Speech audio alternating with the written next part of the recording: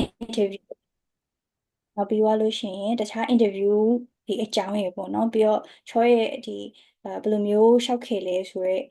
အကြောင်းအရာတွေကိုပြပြပေးသွားမှာဖြစ်ပါတယ်ဆိုတော့ချောရဆိုလို့ရှိရင်ခုနညီမလေးလည်းမိတ်ဆက်ပြီးသွားရပေါ့နော်DBTM ဆိုရဲ Design Business and Technology Management ဆိုရဲmajor ကနေပြီးတော့ဒီ second year အနေနဲ့တက်ရောက်နေတာဖြစ်ပါတယ်ချောအခုလက်ရှိကတော့ဒီ Thammasat University မှာတက်ရောက်နေတာပေါ့နော်ဆိုတော့ချောလောလောဆယ် scholar နှစ်ခုရထားတယ်တစ်ခုကကြတော့ဒီ Dr. Rising ကပေးထားတဲ့ဒီ partial scholar ရဲ့ TIS ကပေးထားတဲ့ဒီ fully funded scholar ရဲ့ဆိုပြီးတော့ရထားတာဖြစ်ပါတယ်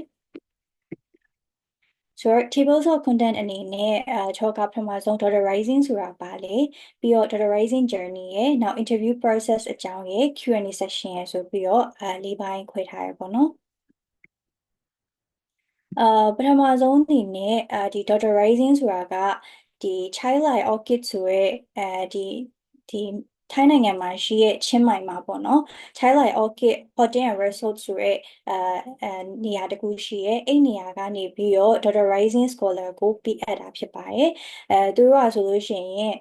ဒီ young woman တွေကိုပေါ့နော်ဒီလိုမျိုးထောက်ပံ့ပေးခြင်းနဲ့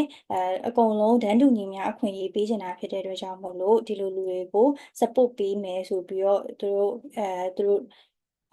value သူတို့ value အနေနဲ့ပေါ့နော်ဒီ young woman တွေကို support ပေးရနောက်ပြီးတော့ဒီ Dr. Rising Scholarship မှာဆိုလို့ရှိရင်အဓိကဒီ type နှစ်ခုရှိရပေါ့နော်Lotus Scholarship နဲ့ Orchid Scholarship နှစ်ခုလို့လည်းခေါ်ရပေါ့နော်အဲ့လိုမျိုးနှစ်ခုရှိပါတယ်ပထမဆုံးအနေနဲ့ဒီ Lotus Scholarship ပေါ့နော်သူကfully funded ပေးရဖြစ်တယ်သူလုံးဝ fully scholar ပေါ့နော်သူ့မှာဘာတွေပါဝင်လဲဆိုလို့ရှိရင်ဒီ tuition fee တွေပါမယ်နောက်ပြီးတော့လို့ရှိရင် living expense တွေပါမယ်တခြားဒီထိုင်းနိုင်ငံကိုလာဖို့အတွက် air ticket တွေကအစ visa fee တွေအစားပေါ့နော်ဆိုတော့အဲ့လိုမျိုးအကုန်လုံး fully funded ပါတဲ့ scholarship တစ်ခုဖြစ်ပါတယ်နောက် Orchid Scholar ကဆိုလို့ရှိရင်သူကpartial scholar ပေါ့နော် partial scholar မှာ type 2မျိုးရှိရယ်တစ်ခုကကြတော့ဒီ tuition fee လုပ်ပေးရဲ့ဒီထောက်ပံ့ပေးရဲ့ scholar တစ်ခုရှိရယ်နောက်ပြီးတော့ဒီ living expense ထောက်ပံ့ပေးရဲ့ scholar ရှိရယ်ပေါ့နော်ဆိုတော့partial scholar လျှောက်တယ်ဆိုလို့ရှိရင်ဒီ interview အဆင့်မှာပဲဖြစ်ဖြစ်သူတို့မေးလိမ့်မယ်ပေါ့နော်ဒီ living expense ယူမှာလား living expense ဆိုလို့ရှိရင်ဘယ်လောက်လဲနောက်ပြီးတော့လို့ရှိရင်အကယ်၍tuition fee ဆိုလို့ရှိရင်လည်း tuition ရဲ့အကြောင်းစရိတ်တွေကဘယ်လောက်လဲဆိုပြီးသူတို့မေးလိမ့်မယ်ပေါ့နော်ဆိုတော့အဲ့အကြောင်းလေးကလည်းနောက်မှဆက်ပြီးတော့ပြောသွားမှာဖြစ်ပါတယ်ပြီးတော့လို့ရှိရင်ဒီ Dr. Rising ကဘယ်အချိန်နေမှာခေါ်လေးရှိလဲပေါ့နော်ဆိုတော့ချောရုံကတော့ February ကနေ April အတွင်းမှာခေါ်လေးရှိရဲ့ဒီမိနစ်ပေါ့နော်မိနစ်ကလို့ပြောရမှာလား2025မှာဆိုလို့ရှိရင်เนาะဒီ match လမှာသူ deadline အနေနဲ့ခေါ်သွားရပေါ့เนาะဆိုတော့Dr. Rising ကိုစောင့်ကြည့်ချင်တယ်ဆိုလို့ရှိရင်เนาะဒီ February March April အဲ့3လမှာတလမှာသူတို့ခေါ်ကြရပေါ့เนาะဆိုတော့အဲ့လိုမျိုးကြိုပြီးပြင်ဆင်ထားလို့ရပါတယ်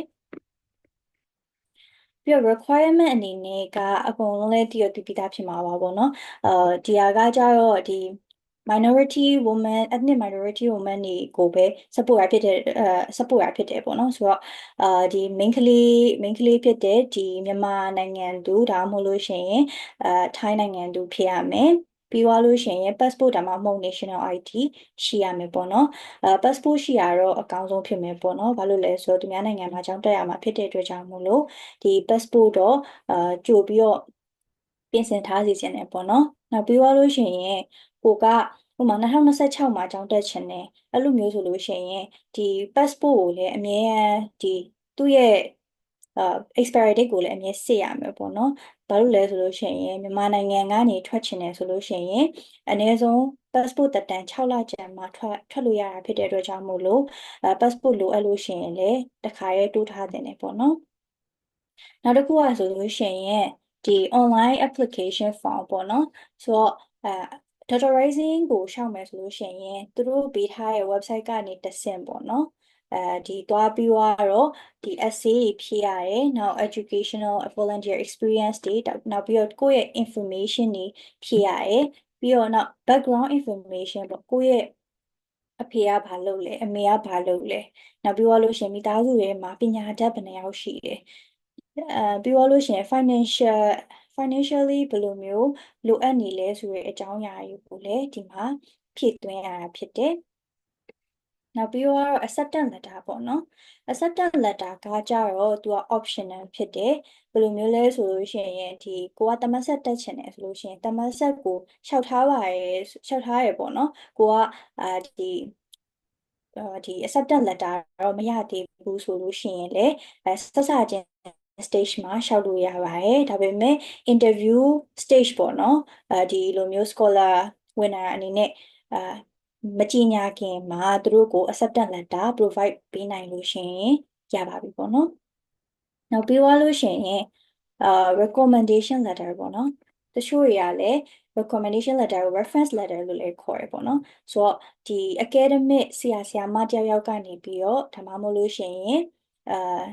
ဒီကိုယ့်ရဲ့အရင်တော့တက်ဖို့ရဲ့ဒီကျောင်းနေပါညာတွေကနေပြီးတော့ academic နဲ့ပတ်သက်တဲ့ reference letter တွေတောင်းလို့ရတယ်နောက်တစ်ခုကကြတော့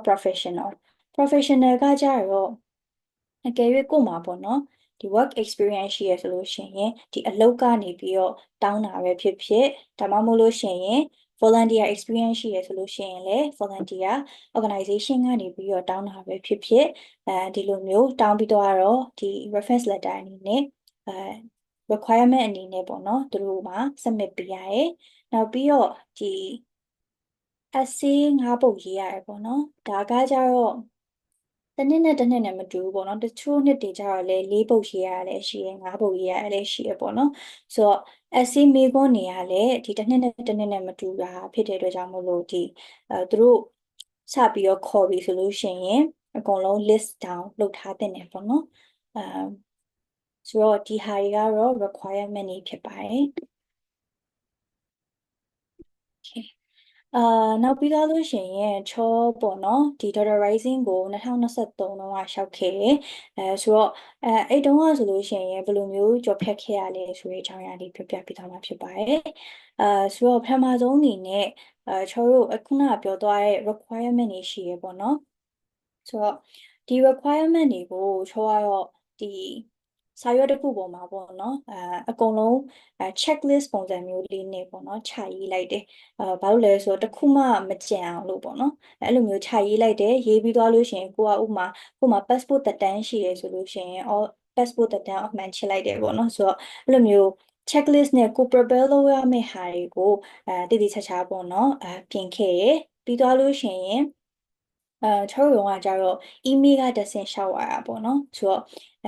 အခုဆိုလို့ရှိရင်ကြတော့ဒီ Google Form ဒါမှမဟုတ်ဒီ website ရဲ့ link ကနေတဆင့်ပေါ့နော်ဒီလိုမျိုး apply လုပ်လို့ရတယ်ဆိုတော့ဒါကတော့ apply လုပ်တဲ့အဆင့်ပြီးသွားပြီပေါ့နော်ဆိုတော့ apply လုပ်ပြီးသွားပြီဆိုလို့ရှိရင် shortlist announcement ပေါ့နော်သူကကြတော့ဒီ Facebook page တို့ဘာတို့မှာဘယ်သူတွေပါရဲဆိုပြီးတော့ list announce လုပ်တာမျိုးမဟုတ်ပေါ့နော်သူကကြတော့ email ကနေပြီးတော့တကယ်ပါတဲ့သူတွေကိုတိုက်ရိုက် email ပို့တာဖြစ်တယ်ဆိုတော့ဒီအချိန်အားဖြင့်ကတော့2 ပတ်ကနေ1 လအတွင်းကြာမြင့်နိုင်တယ်ပေါ့နော်ဆိုတော့အဲ့ချိန်ကြာလို့ရှိရင် shortlist announcement အနေနဲ့ကိုက email လက်ခံရရှိခဲ့တယ်ပြီးသွားတဲ့အချိန်မှာချောရနှစ်တောင်းဆိုလို့ရှိရင် short video upload လုပ်ပေးရတယ်ပေါ့နော် short video ဆိုတာကဒီကိုယ့်ရဲ့နောက်ခံအကြောင်းအရာတွေပေါ့နော်ဥပမာကိုကဘယ်လူမျိုးဖြစ်တယ်ကရင်ဆိုလဲကရင်ကချင်ဆိုလဲကချင်အဲ့လို background information တွေအပြင်ကိုကဘာလို့ဒီ major ကိုတက်ချင်တာလဲပြီးသွားလို့ရှိရင်ကိုယ့်ရဲ့ဒီအိမ်မက်တွေနဲ့ဒီ major နဲ့ကဘလို့အထောက်အကူဖြစ်နိုင်တာလဲပြီးသွားလို့ရှိရင် community ကိုရောဘလို့ support မှာလဲဆိုရဲပုံစံမျိုးတွေကိုဒီဗီဒီယိုထဲမှာပေါ့နော်3 မိနစ်အတွင်းမှာပြောပြီးတော့သူတို့ကိုပေးပို့ရတယ်ဒါပေမဲ့အရင်နှစ်တွေကစပြီးတော့ဒီ short video ကိုဒီ mandatory ပေါ့နော်ဒီလိုမျိုးလူတိုင်းပေးပို့ရမှာမဟုတ်ဘဲနဲ့ပေး optional တစ်ခုအနေနဲ့ပေါ့နော်တချို့ပေးပို့ခြင်းတဲ့သူတွေကလည်းပေးပို့လို့ရတယ် short video တွေအပြင်နောက် portfolio တွေပေးပို့လို့ရတယ်ဒါမှမဟုတ်လို့ရှိရင်ကိုယ့်ရဲ့ personal statement ပေါ့နော်ကိုယ့်အကြောင်းရေးထားတဲ့ essay တွေပဲဖြစ်ဖြစ်သူတို့ သူတို့ကိုသိစေချင်တဲ့အကြောင်းအရာတွေကိုသူတို့ကိုပေးပို့လို့ရတယ်ဒါကတော့ဒီ shortlist announcement ပြီးရဲ့အချိန်မှာဒီ interview မလာခင်မှာလုပ်ရတဲ့ stage ပေါ့နော်ဒီအချိန်မှာသူက optional လို့ပြောရဲဆိုပေမဲ့လည်းပေါ့နော်အကယ်၍ကို့မှာportfolio တွေလည်းရှိနေရကိုအရင်တော့လုပ်ထားတဲ့ဒီ design တွေပေါ့ဥမာ design major တက်ချင်တယ်ဆိုလို့ရှိရင်ကိုအရင်တော့လုပ်ဖူးတဲ့အကြောင်းအရာတွေကိုကိုကထည့်ရေးပြီးတော့ email မှာပို့လိုက်တယ်ဆိုလို့ရှိရင်ကိုကိုပို့ပြီးတော့ပြောမလဲမျက်မှန်းတက်မိပြီးတော့ကိုတော်ချောင်းကိုပို့ပြီးတော့ပြလို့ရတယ်ပေါ့နော်ဒီစင်မှာဆိုလို့ရှိရင်ဆိုတော့အဲ့ဒါလေးလည်းလုပ်ဖို့အကြံပေးခြင်းနဲ့နောက်ပြီးတော့လို့ရှိရင် interview stage ရောက်ပြီပေါ့နော်ဆိုတော့ interview stage မှာချောနောက် step တစ်ခုမှလည်းပြောမယ်ပေါ့နော်interview မှာဆိုလို့ရှိရင်ဒီ2ယောက်foreigner တစ်ယောက်နဲ့မြန်မာတစ်ယောက်နဲ့ interview ရပေါ့နော်ပြီးသွားလို့ရှိရင်သူ့ရဲ့ time slot ကတော့မိနစ်30လောက်ရှိတယ်ဒါပေမဲ့ကျောင်းသားတွေပေါ်မှာမူတည်ပြီးတော့10မိနစ်ပဲကြာလည်းဖြစ်နိုင်တယ်ပေါ့နော်ဆိုတော့ဒါကတော့ interview stage လေးဖြစ်ပါတယ်interview ပြီးရဲ့အချိန်မှာကျွန်တော်တို့ announcement ပေါ့နော် Facebook မှာ announcement မလုပ်ခင်မှာဒီအရင်ဆုံးကျွန်တော်တို့ email ပို့ရပေါ့နော်ပါပြီလို့လည်းမပြောမပါသေးဘူးဆိုလည်းမပြောဘူးပေါ့နော်ဒါပေမဲ့ကျွန်တော်တို့ဓာတ်ပုံ request လုပ်တယ်ပေါ့နော်သူတို့ final requirement အနေနဲ့ဓာတ်ပုံလိုအပ်လို့ပါဆိုပြီးတော့မေးကနေပြီးတော့ဓာတ်ပုံလှမ်းတောင်းတယ်လှမ်းတောင်းတဲ့အချိန်မှာဆိုလို့ရှိရင်ကိုပေးလိုက်တဲ့ဓာတ်ပုံကိုသူတို့ဘက်ကနေပြီးတော့ဒီ post တစ်ခုအနေနဲ့ပြင်ပြီးတော့ဒီ Dr. Rising ရဲ့ Facebook page ကနေပြီးတော့ကြေညာရပေါ့နော်ဆိုတော့ဒီဟာကတော့ Dr. Rising ရဲ့ဒီချောကြော်ဖြတ်ခဲ့တဲ့ journey လေးပေါ့နော်ဆိုတော့ Dr. Rising interview ရဲ့ဒီ interview မှာမေးတဲ့ question လေးနောက်ပြီးတော့ဘာကြီးစောင့်ရန်ရှောင်ရန်ပေါ့နော်အဲ့လိုအကြောင်းအရာလေးကိုဒီမှာပြပြပေးသွားမှာဖြစ်ပါတယ်ဆိုတော့ The Rising ဆိုတာက need based scholar ပေါ့နော် need based ဆိုတာကကြတော့တကယ်လိုအပ်တဲ့သူတွေကိုတကယ် financial အနေနဲ့ဒီငွေကြေးမတက်နိုင်တဲ့သူတွေတကယ်ခက်ခဲတဲ့နေရာကလာတဲ့သူတွေအဲ့လိုမျိုးနေရာကလူတွေကိုပေးရဖြစ်တဲ့အတွက်ကြောင့်မို့လို့သူ့ကို need based scholar ဆိုတဲ့ခေါင်းစဉ်အောက်မှာသွားတဲ့ scholar တစ်ခုဖြစ်တယ်ပေါ့နော်နောက်ပြီးတော့သူက general question တွေအနေနဲ့ဆိုလို့ရှိရင်ကျွန်တော်တို့စပြီးတော့ interview ဆောက်ဝင်ရတဲ့အချိန်မှာဆိုလို့ရှိရင်ပေါ့နော်အရင်ဆုံး introduce လုပ်ရရဲကိုယ့်အကြောင်းပြီးသွားလို့ရှိရင်ဒီကိုကဘယ် major တက်ချင်ပါရဲ့ဘာညာပေါ့နော်ဆိုတော့ introduce လုပ်ရရဲလုပ်ပြီးသွားလို့ရှိရင်သူက ethnicity ကိုမေးရပေါ့နော်ဆိုတော့သူတို့က ethnic minority women တွေကိုဘယ်လိုပြောမလဲဒီလူမျိုးမြန်မာနိုင်ငံကအဲ့လိုတိုင်းရင်းသားတွေကိုပို့ပြီးတော့ဦးစားပေးရသူဖြစ်တဲ့အတွက်ကြောင့်မို့လို့ဒီတိုင်းရင်းသားပါတဲ့သူတွေဆိုရင်ပို့ပြီးတော့ chance တော့ပိုများရပေါ့နော်ဆိုတော့သူတို့အဲ့ဒါမေးရချောတုံးကဆိုလို့ရှိရင်ချောကကရင်နဲ့ပါတော့ကရင်လို့ရေးလိုက်တယ်ပေါ့နော်ရေးလိုက်တော့ကျတော့ကရင်စကားတက်လားပေါ့ဘာညာအဲ့လိုမျိုးသူတို့ဘက်ကနေပြီးတော့မေးရမျိုးရှိရဲနောက်ပြီးသွားလို့ရှိရင် general question ထဲမှာဆိုလို့ရှိရင်ကိုတက်မဲ့ major အကြောင်းကိုမေးရပေါ့နော်ဒီ major က business major လား design major လားပြီးလို့ရှိရင်ဘာလို့စိတ်ဝင်စားရလဲပြီးတော့လို့ရှိရင်ဒီ major နဲ့ကိုယ့်ရဲ့ဒီမျှော်မှန်းချက်တွေပေါ့နော်ကိုကဘာလုပ်ချင်တာလဲဥပမာကုမ္ပဏီထောင်ချင်တာလားဒါမှမဟုတ် designer ကြီးဖြစ်ချင်တာလားအဲ့ဒီကိုယ့်ရဲ့ dream နဲ့ဘယ်လောက်ကိုက်ညီမှုရှိလဲဆိုရဲအကြောင်းအရာတွေကိုသူတို့ဘက်ကနေပြီးတော့မေးရပေါ့နော်ဆိုတော့ဒါကတော့ဒီတတိယမြောက်မေးရဲ့အရာဖြစ်ပါတယ်နောက်တစ်ခုကဆိုလို့ရှိရင်ဒီ how will this scholarship help you achieve your goal ခုနကချောပြောသလိုပဲတင်းရဲ့ဒီ dream တွေ goals တွေကိုဒီ scholar ကဘယ်လိုမျိုးဖြည့်ဆည်းပေးနိုင်မလဲပေါ့နော်ခုနကချောပြောသလိုပဲဒီကိုတက်ချင်တဲ့ major ရောရှိတယ်ဒါပေမဲ့ဈေးကအရင်များနေတယ်ကိုဘာသာကိုဆိုလို့ရှိရင်မတက်နိုင်ဘူးပေါ့နော်ဆိုတော့ဒီ scholarship ရသွားလို့ရှိရင်ဘယ်လိုမျိုးအဆင်ပြေသွားမယ်နောက်ပြီးတော့ community ကိုလည်းကိုယ့်ဘက်ကဘယ်လောက် support နိုင်မယ်ဆိုရဲအကြောင်းအရာတွေကိုသူတို့ကမြည်ရပေါ့နော်ဆိုတော့ဒီလိုမျိုး question လေးတွေလည်းလာနိုင်ပါတယ် နောက်တစ်ခုကကြတော့ဒီ extended question from essay ပေါ့နော်ကိုက essay 9 ပုဒ်ရေးရတယ်ဆိုပြီးပြောရပေါ့နော်ဆိုတော့အဲ့ essay တွေကိုအမြဲပြန်ဖတ်ပေါ့နော် interview မတိုင်ခင်ပြန်ဖတ်ဘာလို့လဲဆိုတော့ကို essay ထဲမှာရေးထားတဲ့အကြောင်းအရာတွေကိုသူတို့ကသိကျင်လို့ရှိရင်ပြန်ပြီးတော့မေးရမျိုးတွေရှိတယ်ပေါ့နော်ချောရောဆိုလို့ရှိရင်အဲ့လိုချောရဲ့ portfolio လေးကိုတင်လိုက်တာပေါ့နော်တင်လိုက်တဲ့အချိန်ကျတော့သူကအော်တဲ့နေကဒီ website design လုပ်ပူတာလားတဲ့ငါ့ကိုပြပါလားဆိုပြီးတော့ပြောရပေါ့နော်ဆိုတော့ချောဆိုလို့ရှိရင်ဟိုမထင်ထားမိရဲ့ question မျိုးပေါ့နော်ဆိုတော့ချောချက်ချင်း screen sharing လုပ်ပြီးတော့ဒီ develop လုပ်ထားတဲ့ဒီ website တွေကိုချောပြလိုက်ရတယ်ပေါ့နော်ဆိုတော့အဲ့လိုမျိုး question လေး essay ထဲမှာပါတဲ့ question မျိုးတွေကို submit လိုက်တဲ့ဒီဘယ်လိုပြောမလဲ document တွေထဲမှာပါတဲ့ question မျိုးတွေပေါ့နော်အဲ့လိုမျိုးမေးတာမျိုးတွေဖြစ်နိုင်တယ်နောက်ဆုံးတစ်ခုကဆိုလို့ရှိရင်ဒီ scholarship type based question ပေါ့နော်scholarship type based ဆိုတာကကြတော့ဒီ scholarship ကြီးမရလို့ရှိရင်ဘာလုပ်မှာလဲပေါ့ဆိုတော့အဲ့ဒီမေးခွန်းက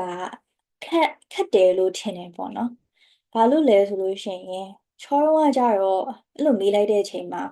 ချောက TISR ဘက်ကနေပြီးတော့ scholar ရပြီပေါ့နော်ရပြီဆိုတော့ဒီ scholarship မရရင်ငါကျောင်းမတက်နိုင်ပါဘူးဆိုပြီးတော့လည်းပြောလို့မရဘူးပေါ့နော်ပြီးသွားလို့ရှိရင်အကယ်၍ကိုကဒီ scholarship မရပေမဲ့လည်းငါတက်မှာပါဆိုပြီးတော့ပြောလို့ရှိရင်လည်းသူတို့ကမပေးတာလည်းဖြစ်နိုင်တယ်ပေါ့နော်ဆိုတော့အဲ့လိုမျိုးမှာကိုကဂျား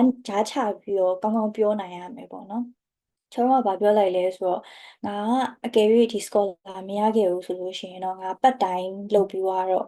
ဒီအဲဒီအလုပ်လုပ်ပြီးတော့ပဲဖြစ်ဖြစ်ငါရအောင်ဒီအကြောင်းကိုတက်မယ်ပေါ့နော်ဆိုတော့ passionate ဖြစ်တဲ့ပုံစံလေးပြရဲနောက်ပြီးတော့ဒီသမတ်ဆက်ကပေးထားတဲ့ living expense နဲ့မလောက်ဘူးဆိုတာကိုလည်းပြရဲပေါ့နော်ဆိုတော့အဲ့လိုမျိုးလေးတွေဖြည့်တင်တယ်ပေါ့နော်ချောတချို့အတိရေဆိုလို့ရှိရင်ဘယ်လိုဖြည့်ခဲ့လဲဆိုတော့ဒီ scholarship မရလို့ရှိရင်ငါတော့မတက်တော့ဘူးအဲ့လိုမျိုးပြောလိုက်တာမျိုးတို့အဲ့လိုမျိုးဆိုလို့ရှိရင်သူတို့ဘက်ကနေပြီးတော့အော်ငါသူ့ကို partial scholar ပေးရင်တောင်မှ तू ကမတက်နိုင်ဘူးပြောမလဲမတက်ဖို့အဆင်ပြေမှာမဟုတ်ဘူးပေါ့နော်အဲ့လိုရန်လည်း passionate ဖြစ်မနေဘူးဒီဘယ်လိုပြောမလဲpartial scholar ဆိုရင်တော့သူ့အတွက်အဆင်မပြေနေဘူးဆိုလို့ရှိရင်လုံးလုံးမပေးလိုက်တာမျိုးကြီးဖြစ်နိုင်တယ်ပေါ့နော်ဆိုတော့အဲ့လိုမျိုးမေးခွန်းလာတဲ့အချိန်မှာတေချာကိုယ့်ဘက်ကနေပြီးတော့ပြင်ဆင်ထားပြီးတော့ဖြေသင့်တယ်ပေါ့နော်ပြီးတော့ဒီနောက်ဆုံး tips တစ်ခုကကြတော့ချောက living expense တောင်းမယ်လို့စိတ်ထဲကစဉ်းစားပြီးတော့သွားတာပေါ့နော်ဆိုတော့ living expense တောင်းတဲ့အချိန်မှာချောကဒီ graphic design လဲချောလုပ်ပြီးတော့ကြတော့အဲ့ graphic တစ်ခုလေးပြင်လိုက်တယ်ပေါ့နော်ဒီ monthly budget request image ပေါ့အဲ့လိုမျိုးတစ်ခုပြင်သွားတယ်ပြင်သွားပြီးလို့ရှိရင်အဲ့မှာဆိုလို့ရှိရင်ဒီ Thailand ရဲ့ living expense ကဒီလောက်တွေရှိရပေါ့ accommodation ကဘယ်လောက်ဒီ living expense ကဘယ်လောက်ပေါ့နော်အဲ့လောက်တွေရှိရတဲ့အတွက်ကြောင့်မို့လို့သမတ်ဆက်ကပေးထားတဲ့ scholar နဲ့ငါမလောက်နိုင်ပါဘူးပေါ့နော်အဲ့လိုမျိုး proof လေးအနေနဲ့ယူသွားလိုက်တယ်ပေါ့နော်ဆိုတော့ကြတော့အကယ်၍Orchid Scholar တို့ဘာလို့ရှောက်တယ်ဆိုလို့ရှိရင်လည်းကိုက living expense တောင်းမယ်ဒါမှမဟုတ်လို့ရှိရင်ဒီဟိုကနေပြီးတော့ tuition fee တွေတောင်းမယ်ဆိုလို့ရှိရင်လည်းဒီဟာလေးကအသုံးဝင်မယ်လို့ထင်တယ်ပေါ့နော်ဆိုတော့ tuition fee ဆိုလို့ရှိရင်လည်းတစ်ချောင်းနဲ့တစ်ချောင်းနဲ့မတူတော့သူတို့ကမီးမှာပဲပေါ့နော်ဆိုတော့ကိုယ့်ဘက်ကနေပြီးတော့လူမျိုးတေချာလေးပြင်သွားပေးလိုက်တယ်ဆိုလို့ရှိရင်ကိုယ့်ရဲ့ဒီစူးစမ်းအားထုတ်မှုတွေဒီ passionate ဖြစ်တာတွေကိုပြပေးသားဖြစ်တယ်ပေါ့နော်ဆိုတော့ဒါကကြတော့ဒီ Dr. Rising ရဲ့ interview လေးနဲ့ပတ်သက်ပြီးတော့အကြောင်းအရာလေးဖြစ်ပါတယ်။ Okay ဆိုတော့ဒီနေ့ရဲ့ဒီ main title လေးอ่ะပေါ့เนาะဒီ Data Rising interview ရေမကဘူးတခြား interview တွေကိုလည်းအဆင်ပြေအောင်ဒီအဆင်ပြေချောမွေ့စွာဒီလိုမျိုးဖြေနိုင်ရေးအတွက်လုပ်ထားတာဖြစ်တဲ့အတွက်ကြောင့်မလို့ပေါ့เนาะဒီတခြား interview အတွက်လည်းချောပြပေးသွားမယ်ပေါ့နော်ပထမဆုံးအနေနဲ့သူကscholarship မှာဆိုလို့ရှိရင် need base နဲ့ merit base နဲ့ဆိုပြီးတော့ နှစ်မျိုးရှိရပေါ့နော် need base ကကြတော့ခုန data rising လိုမျိုးတကယ်လိုအပ်တဲ့သူတွေကိုပေးချင်တာပေါ့နော်ဆိုတော့အဲ့လိုဟာတွေကဘေးကများလဲဆိုရင် organization တို့တခြားအဲ့လိုမျိုးပေါ့နော် organization တွေတချို့ကျောင်းတွေမှာဆိုလို့ရှိရင်လည်းပေါ့နော် financial လိုအပ်တဲ့သူတွေကိုပေးရ scholar မျိုးတွေရှိရပေါ့နော်ဒါကတော့ need based scholar နောက်တစ်ခုက merit based ပေါ့နော် merit based ကကြတော့ဒီကိုကတော်ချောင်းပြရတယ်ပေါ့နော်ကိုကတော်တယ်နောက်ပြီးသွားလို့ရှိရင်ဒီ subject ကိုလည်းအရန်စိတ်ဝင်စားတယ်အကယ်၍ဒီကျောင်းကနေပြီးသွားလို့ရှိရင်ကိုကအများကြီးleadership role ကပဲဖြစ်ဖြစ်အများကြီး potential ရှိရပေါ့နော်ဆိုတော့အဲ့ဒါမျိုးတွေကိုပြပြီးတော့ဒီ scholar တွေကဒီလိုမျိုး academic excellence အနေနဲ့ဒီပေးရဖြစ်တယ်ပေါ့နော်ဆိုတော့သုံးလုံးအနေနဲ့ပြောရမယ်ဆိုလို့ရှိရင် need base အကြောင်းရင်းပြောရမယ်ဆိုလို့ရှိရင် background ကိုကတကယ်လိုအပ်တဲ့သူဖြစ်ရမယ် challenges ကိုကပေါ့နော်ခက်ခဲတဲ့နေရာကနေကြီးပြင်းလာတာပဲဖြစ်ဖြစ်ဒါမှမဟုတ်လို့ရှိရင်မိဘကဒီမထောက်ပံ့နိုင်တာပဲဖြစ်ဖြစ်မိဘမရှိတော့တာပဲဖြစ်ဖြစ်အဲ့လိုမျိုးအဲ့လိုတကယ်ခက်ခဲနေတဲ့သူဖြစ်ရမယ်နောက် potential ပေါ့နော်ဒါကကြတော့သူတို့ပေးတဲ့ subject မှာပေါ့နော်ကိုက community ကို support ပေးနိုင်တဲ့သူဖြစ်ရမယ်ပေါ့နော်ဆိုတော့ဒီသုံးချက်ကိုအဓိကသူတို့ကြည့်ကြရဲဒါဆိုလို့ရှိရင်လည်းတူတူပဲပေါ့နော်အရှိရှင်းထားတာပေါ့ဒီမှာ cycle of poverty and inequality ဆိုတော့ဒီလိုမျိုးဆင်းရဲမှုတွေနောက်ပြီးသွားလို့ရှိရင်တန်းတူညီဆက်ဆံမခံရတာတွေပေါ့နော်ဥပမာ main ကလေးယောက်ျားလေးဆိုလို့ရှိရင်ယောက်ျားလေးကိုပို့ဦးစားပေးရလို့အဲ့လိုမျိုးဟာတွေရှိရတဲ့အတွက်ကြောင့်မို့လို့သူတို့ကဒီ poverty နဲ့ inequality ကိုတိုက်ထုတ်နိုင်မဲ့ဒီ personally ပေါ့နော်တကယ်ထဲထဲဝင်ဝင်လှုပ်ဆောင်ခြင်းနေတဲ့သူတွေကိုပေးရဖြစ်တယ်။နောက်ပြီးတော့ community ကိုပြန်ပြီးတော့ထောက်ပံ့နိုင်တဲ့သူကိုပေးရဖြစ်တယ်ပေါ့နော်။ဒါကတော့ need base ရဲ့အဓိကmain key point လေးတွေပေါ့နော်။ merit base ကကြတော့ခုနကပြောခဲ့တယ်လို့ပဲပေါ့နော် academic ပိုင်းကိုက GPA ကောင်းနေတာပဲဖြစ်ဖြစ်အမှတ်တွေအရန်ကောင်းနေတာပဲဖြစ်ဖြစ်အဲ့လိုမျိုးတွေပြရမယ်ပေါ့နော်နောက်ပြီးတော့ရှင်ရဲ့ passionate ပေါ့နော်ကိုကဒီ major ကိုဘယ်လောက်စိတ်ဝင်စားနေလဲကိုကဒီ major မှဒီ major ပဲပေါ့နော်ဒီကျောင်းမှဒီကျောင်းပဲအဲ့လိုမျိုး passionate ဖြစ်နေတာကိုပြရမယ်နောက်ပြီးတော့ achievement တွေပေါ့နော်ကိုယ့်ရဲ့ဒီ certificate တွေကိုဘယ်လောက်တော်ချောင်းနေပြနိုင်တယ်ဆိုလို့ရှိရင်เนาะဒီ merit base ကပို့ပြီးတော့strong candidate အနေနဲ့လှုပ်ဆောင်နိုင်မှာပေါ့နော်ဆိုတော့ဒီမှာဆိုလို့ရှိရင်ဒီ major နဲ့သက်ဆိုင်တဲ့ awards တွေပေါ့နော်ဥပမာဆိုရှင်တင်ချာတက်ရှင်တယ်ဆိုရှင်တင်ချာညံစမ်းတွေညာတွေပေါ့ဒါမှမဟုတ်လို့ရှိရင်လေဒီ coding နဲ့ပတ်သက်တဲ့ major တက်ရှင်တယ်ဆိုလို့ရှိရင် competition ပြိုင်ထားတာတွေအဲ့လိုမျိုးဟာတွေကိုဒီမှာပြလို့ရတယ်ပေါ့နော်ဆိုတော့ဒါကတော့ merit base ဖြစ်ပါတယ်နောက် interview တိုင်းမှာမဖြစ်မနေ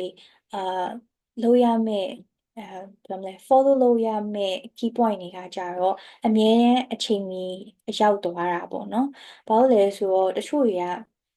ဒီမြန်မာနဲ့ထိုင်းနဲ့ဂျားထဲမှာဆိုလို့ရှိရင်သူကထိုင်းအချိန်ကိုပေးကြရပေါ့နော်။ထိုင်းအချိန်ကမြန်မာထက်နိုင်ဝက်နောက်ကြရပေါ့နော်။ဆိုတော့တချို့လူတွေဆိုလို့ရှိရင်အချိန်ကိုဘယ်လိုပြောမလဲမတွက်လိုက်မိပဲနဲ့9နာရီလို့ပြောထားတဲ့အချိန်မှာမြန်မာအချိန်9နာရီနဲ့တွင်သွားရပေါ့နော်ဆိုလို့ရှိရင်ကိုကနိုင်ဝက်နောက်ကျသွားတာဖြစ်သွားပြီပေါ့နော်ဆိုတော့သူတို့ကိုစောင့်ခိုင်းထားတာမျိုးတွေနောက်အချိန်မရောက်တာမျိုးတွေဆိုလို့ရှိရင်ဒီ scholar ရနိုင်ချေနည်းသွားနိုင်တယ်ပေါ့နော်ဆိုတော့ be on time ပြီးတော့ passionate ခုနကလည်းခဏပြောရဲဘယ်လောက်ကိုကအရင်စိတ်ဝင်စားကြအောင်ပေါ့နော်ဒီမေဂျာကဘာကြီးလဲမသိဘူးဆိုပြီးတော့အဲ့လိုမျိုးတော့ပြောလို့မရဘူးပေါ့နော်ကိုကဒီမေဂျာမှာဘာတွေပါလို့ဥပမာဆိုလို့ရှိရင် project တွေလုပ်ရလို့ငါကတော့အရင်ကြိုက်တယ်ပေါ့အဲ့လိုဘလောက် passionate ဖြစ်နေလဲဆိုတာကိုပြသရမယ်နောက်တစ်ခုကညမှာဒီleadership potential ပေါ့နော် leader လုပ်နိုင်တဲ့leader လုပ်နိုင်တဲ့ဒီအခွင့်အရေးတွေဒါမှမဟုတ်လို့ရှိရင်ဒီအလားအလာတွေရှိရပေါ့နော်အဲ့လိုမျိုးဟာတွေကိုလည်းကိုကပြသပေးရမယ်ဒါမှဘ ဘယ် scholar ပဲဖြစ်ဖြစ်ကိုရွေးချင်မှာပေါ့နော်နောက်ပြီးသွားလို့ရှိရင်ဒီ interview မှာပေါ့နော်ကြောက်မနေပဲနဲ့ကိုကပြောနိုင်တယ်ကိုကတကယ်လုပ်နိုင်တယ်ဆိုရက်confidence ပေါ့နော်အဲ့ဒါအမြဲပြဖို့လိုတယ်အဲ့လိုကြောက်တာလဲကြောက်တာပေါ့နော်ဒါပေမဲ့သူတို့ဘက်ကကြတော့အာခုနပြောလို့ leadership ပေါ့ leadership ဘိုင်းကိုသူတို့ကလိုချင်တာဖြစ်တဲ့အတွက်ကြောင့်မို့လို့ confidence ရှိနေကြအောင်ဘယ်လောက်လုပ်နိုင်ကြအောင်အဲ့လိုမျိုးပြသဖို့လိုတယ်ပေါ့နော်ဆိုတော့ tips အနေနဲ့ခုနက interview တွေလုပ်တဲ့အချိန်မှာဆိုလို့ရှိရင်ဒီကိုယ့်ရဲ့ essay ရဲ့အကြောင်းအရာတွေကိုယ့်ရဲ့ life story ပေါ့နော် life story ကိုနှောကြည့်နေအောင်သိရမယ်ပေါ့နော်ပြီးတော့ essay တွေအကယ်၍ကိုကessay ရေးပြီးတော့မေ့သွားရလို့ရှိရင်လည်းထပ်ခါပြန်ဖတ်ပေါ့နော်ဘာလို့ဆိုတော့သူတို့က essay ကိုကြည့်ပြီးတော့ပြန်မေးရမျိုးဖြစ်တဲ့အတွက်ကြောင့်မို့လို့ဒီလိုမျိုးessay ကိုပြန်ဖတ်တင်တယ်နောက်ပြီးတော့ interview လုပ်တဲ့အခါမှာ practice ကလည်းအရေးကြီးရယ်ဒီလိုမျိုးမှတ်မိအောင်ပေါ့နော်ဒီဘယ်လိုပြောမလဲ memorize မလုပ်ဘဲနဲ့စက်တူရေးနှုတ်တိုက်ကြက်နေရမျိုးမဟုတ်ဘဲနဲ့ပေါ့နော်ကိုကဒီအသွားအလာလေးကို confidence ရှိပြောနိုင်အောင်လို့အမြဲ practice လုပ်ပေးရအရေးကြီးရယ်ပေါ့နော်ဆိုတော့ခုနကပြောလို့ passion နေနောက် goals တွေကိုလည်းတီးတသားပြောနိုင်ရမယ်ပေါ့နော်ဘာလို့လဲဆိုလို့ရှိရင်ကိုကဒီ major ကိုဘာကြောင့်တက်ချင်တာလဲကိုယ့်ရဲ့ကိုယ်ပိုင် goals တွေရှိနေမှာကိုယ့်ရဲ့ဒီအလားဒီ passionate တွေဖြစ်တာကိုပြနိုင်မှာပေါ့နော်ဆိုတော့ passionate ဖြစ်ကြောင်းပြရမယ်နောက်ပြီးတော့ဒီ organization ရဲ့ value ကိုသိရမယ်ဒါကအရေးကြီးဆုံးအချက်လို့ထင်တယ်ပေါ့နော်ဆိုတော့ခုနကပြောသလိုဒီအမ်ဒီ Dr. Rising ကဆိုလို့ရှိရင် need based scholar ဖြစ်တယ်ဘယ်လိုလူမျိုးတွေကိုပေးရလဲ organization ရဲ့ဒီ value တွေကိုသိမယ်ဆိုလို့ရှိရင်ပေါ့နော်သူတို့ရဲ့တနည်းပြောရရင် head ထိသွားအောင်ပြောရမယ်ပေါ့နော်ဆိုတော့သူတို့တကယ်ဘယ်လိုမျိုးလူမျိုးကိုလိုချင်တာလဲဆိုတာသိလို့ရှိရင်ကိုကအဲ့လိုလူမျိုးဖြစ်အောင်ပြောနိုင်လို့ရှိရင်ကိုကတပန်းတာရယ်ပေါ့နော်ဆိုတော့ဒီသူတို့ရဲ့ organization ရဲ့ value တွေကိုအမြဲတမ်းကြည့်ရမယ်ကြည့်ပြီးတော့အဲ့ value ကိုထိအောင်လို့ကိုက interview မှာပြောရမယ်ပေါ့နော်ဆိုတော့ဒါကတော့အရင်ရေးကြည့်တဲ့ချက်ပါပေါ့နော်ပြီးတော့နောက်ဆုံးတစ်ခုအနေနဲ့ကသူကနောက်ဆုံးမှာဆိုရှင် question ရှိသေးလားဘာညာပေါ့နော်အဲ့လိုမျိုးမေးရဲ့အချိန်မှာဆိုလို့ရှိရင်ကိုယ့်ဘက်ကနေပြီးတော့ဒီ question ပြန်မေးရပဲဖြစ်ဖြစ်ဒါမှမဟုတ်လို့ရှိရင်ဒီကိုယ့်ရဲ့ potential ကိုပြတာပဲဖြစ်ဖြစ်ပေါ့နော်ဥပမာဆိုလို့ရှိရင်အဲဒီmajor ပြီးသွားပြီဆိုလို့ရှိရင်နင်တို့ဘက်ကနေပြီးတော့ဘာတွေ grant တွေပေးနိုင်လဲပေါ့နော်ဥပမာ community ကိုငါတော့ဒီ community ကို support ချင်တယ်နင်တို့ဘက်ကနေအာဘာတွေထောက်ပံ့ပေးနိုင်လဲဘာညာပေါ့နော်အဲ့လိုမျိုး question တွေပြန်မေးရတာကလည်းstrong candidate အနေနဲ့ဒီ interview မှာဖြစ်နိုင်တယ်ပေါ့နော်ဆိုတော့ဒါတွေကတော့ tips တွေဖြစ်ပါတယ်ဆိုတော့ you can do it and then ဒီဟာရမယ်လို့မျှော်လင့်ပါတယ်ပေါ့နော်ဟုတ်သိချင်တာရှိလို့ရှိရင်လည်းဒီကနေပြီးတော့မေးလို့ရပါတယ်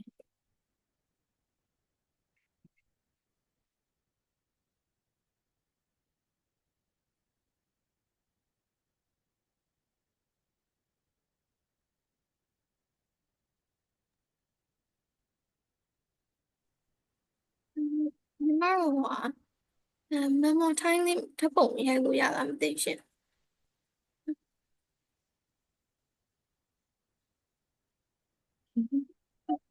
participant အနေနဲ့ပေါ့နော်ကင်မရာလေးဖွင့်လို့ရရင်ဖွင့်ပေးပါအောင်ရှင်မရလည်းအဆင်ပြေနော်ပုံလေးခဏရိုက်ချင်ပါတယ်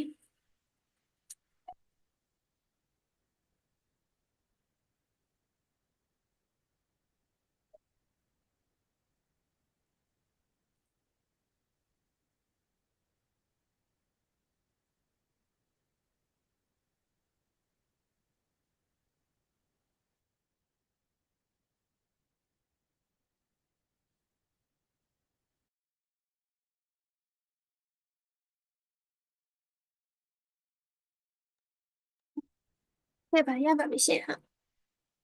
အဲ့ဆိုညီမတို့ဒီမှာမေးခွန်းလေးတစ်ခုမေးတာတွေ့ရရှင်အဲ့လေးဖြည့်ပေးပါအောင်ရှင်ဟုတ်ကဲ့ကင်မရာဖွင့်လေးရပါတယ်ဗျာဟုတ် ဟုတ်ကဲ့တစ်နှစ်မှာတဲ့ scholar ဘယ်နှစ်ယောက်ပြီးလဲဆိုတော့Dr. Rising ကပေါ့နော်တစ်နှစ်တစ်နှစ်ကတော့ချင်းတွေပေါ့ပြောလို့မရဘူးပေါ့နော်များသောအားဖြင့်ကတော့20နဲ့30ချားလောက်သူတို့ပြီးရများရပေါ့နော်အဲ့ဒါကဘာဝမူတည်နေလဲဆိုတော့ဒီ Dr. Rising က Childline Orchid ဆိုရက်Childline Orchid Foundation ဆိုရက်အောက်ကနေလာတာပေါ့နော်သူကဆိုလို့ရှိရင်ဒီ US မှာရှိရဲ့ဒီဘယ်လိုပြောမလဲဒီ design နဲ့ပတ်သက်တဲ့အရာတွေကိုသူတို့လေလံတင်တယ်လေလံတင်ပြီးတော့ရလာတဲ့ပတ်စံနေနဲ့ဒီ scholar ကိုပြန်ထောက်ပံ့ပေးရဖြစ်တယ်။နောက်ပြီးသွားလို့ရှိရင်တခြားအလှူရှင်တွေလည်းရှိရပေါ့နော်။ဆိုတော့အဲ့လိုလူတွေရဲ့ budget ပေါ်မူတည်ပြီးတော့တစ်နှစ်နဲ့တစ်နှစ်ကတော့ဒီဘယ်နှစ်ယောက်ပေးမယ်ဆိုတာပြောင်းလဲသွားနိုင်တယ်ပေါ့နော်။ပြီးတော့အကယ်၍ full scholar ပေးလိုက်လို့ရှိရင်လည်းဒီ partial အတွက်က slot နေရောလည်းဖြစ်နိုင်တယ်ပေါ့နော်။ဆိုတော့ဒါကတော့သူတို့ပုံမှာမူတည်တယ်ပေါ့။များသောအားဖြင့်တော့20ဝန်းကျင်လောက်ပေးပါတယ်လို့။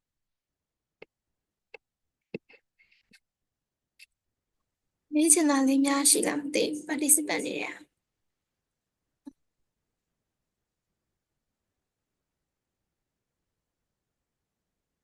ဟုတ်အာညီမလေး နော် Elena ကမေးထားတယ်ပေါ့နော်အဲ့လိုကြားရလားရှင်ပြုပြန်ပြီဟုတ်ကဲ့ဟုတ်ခဏတော့အမပြောကြရဲတာပေါ့နော်interview မှာဆိုလို့ရှိရင် tuition fees တွေရောတခါတည်းအကုန်လုံးတွက်ပြရတာလားရှင်အမ်သူကတော့တေချာပေါက်တွက်ပြပေးပါဆိုပြီးတော့မပြောဘူးပေါ့နော်ဒါပေမဲ့ကိုယ့်ဘက်ကပြင်ဆင်သွားလို့ရှိရင်တော့ကောင်းတာပေါ့ဥပမာကိုကဘယ်ကျောင်းတက်ချင်တယ်ဆိုတာတေချာသွားပြီဆိုလို့ရှိရင်ကျောင်းတွေရဲ့ website တွေမှာပေါ့နော်ဒီကျောင်းရဲ့ဒီ major ကဘယ်လောက်လဲဆိုတာကိုကြည့်လို့ရတယ်ကွာ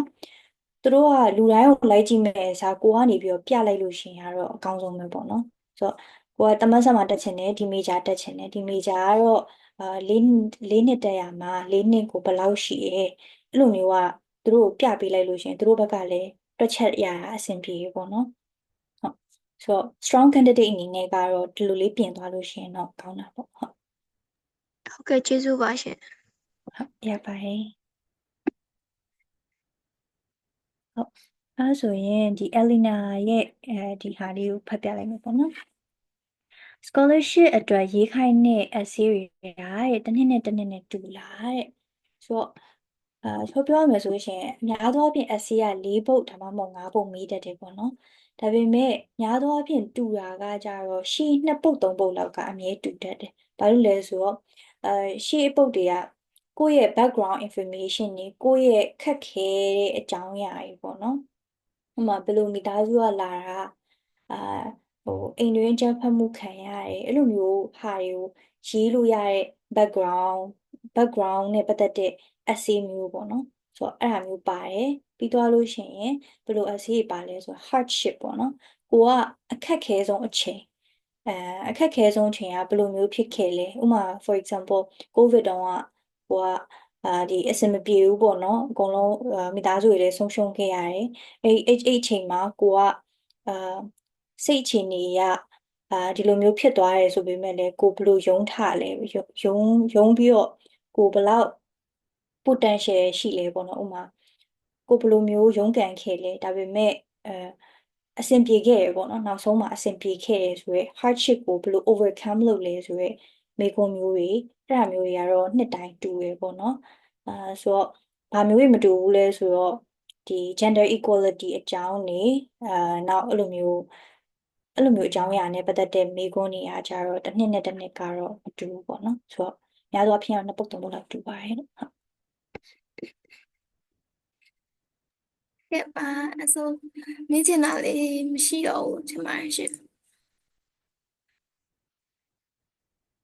ဟုတ်အလီနာညီမလေးဟွာအဆင်ပြေလားမသိဘူးဘာကြီးသိချင်တာရှိသေးလဲ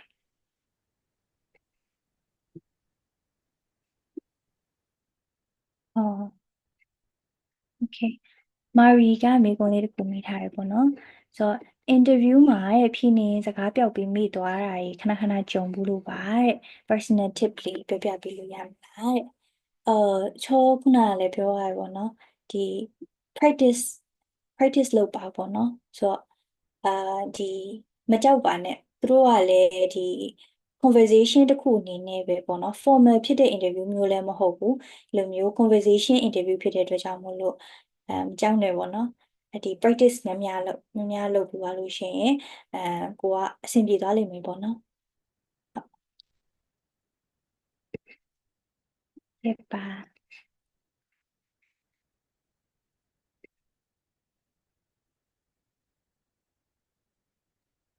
မေးချင်တာလေးများရှိလားမသိဘူးညီမတို့ Zoom ကအန်တော့မှာမလို့လေဟုတ်ထပ်ပြီးတော့ဝင်လာလို့ရပါတယ်ရှင်ဟုတ်ခဏလေးအန်ပြီးတော့လေဟုတ်မေးခွန်းလေးတစ်ခုကြံသေးတော့ဟုတ်ဟုတ်ကဲ့ဟုတ်ဟုတ်နားlink ကနေပြီးတော့အားလုံးပြန်ဝင်ပေးပါအောင်ရှင်တောင်းပန်ပါတယ်ရှင်ဟုတ်